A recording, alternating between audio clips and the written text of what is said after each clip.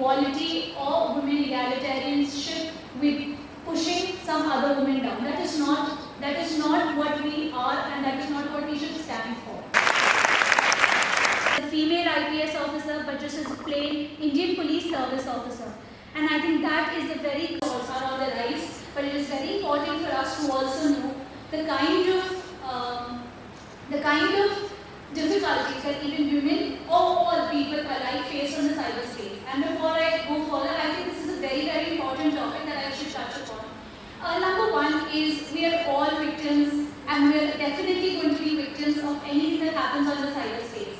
The reason being is a very anonymous, dark space, and who is the perpetrator, who is on the other side, is obviously a very developing process.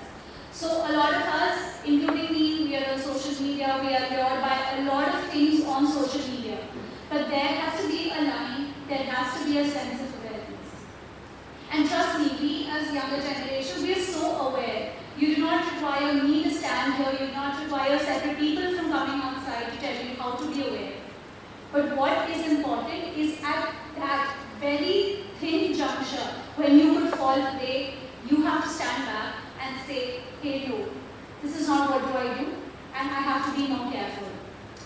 Also, especially the entire social media world has put about so much identities about how we should look, how we should be. I think it is very important for us to get over that, and especially in this current situation, very closely related to cyber crimes against women is the idea of mental health. And I feel mental health is a point of important concern for everybody present here. If you feel, if you are a victim of mental health, depression or suicidal tendencies, it's okay. A lot of us are going through a lot of it within our mental setup. What is important is for you to speak up and for you to stand up. If you have ever been a victim of sexual assault, if you have been a victim of any kind of abuse, I understand. And it is a very, very difficult phase, and we sympathize. But your strength lies when you stand up. Your strength lies when your own relative is a victim of abuse. You stand up when your victim, or when your parent, when your family or somebody known to you is a victim of any kind of domestic violence.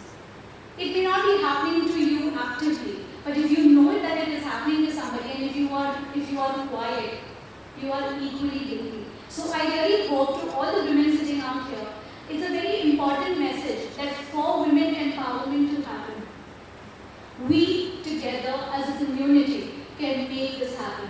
And I really hope to all the women out here, please be there for your friends, please be there for your family members, because the voice that you speak up is actually going to be the voice that is going to bring about the change that we wish to see.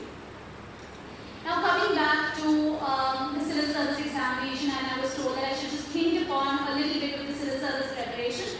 So if there are many of you who wish to give a civil service examination, number one, it definitely appears as a very, very difficult examination, but that is obviously based only on the mindset. Yes, there are a lot of people who give this examination, and the selection process of only few makes it a very hard examination, but it is not impossible. There are a lot of myths associated with this examination. Number one, that it is a very hard examination and you cannot clear it in the first attempt. And trust me, I was also a victim of it in the beginning. As soon as I graduated out of Xavier's, I was 21 and I was not eligible to give the examination immediately. So I had taken a year off and I took to simply prepare for this exam, something that I already said before.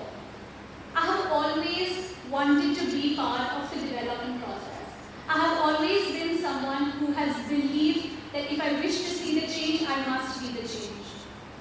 Today when I stand here, 5 years down the line, almost as I said, 5 years into the service, I wouldn't say it's been a journey full of roses. There have been a lot of ups, a lot more downs, lots of opportunities, lots of challenges. But every day when I sleep, every night when I hit the bed, I know I pat my back and say, hey Aishwarya, it's a job well done. No, it's not that every day has been easy. But I do know that it is a job worthwhile. And so the choice of profession that I have chosen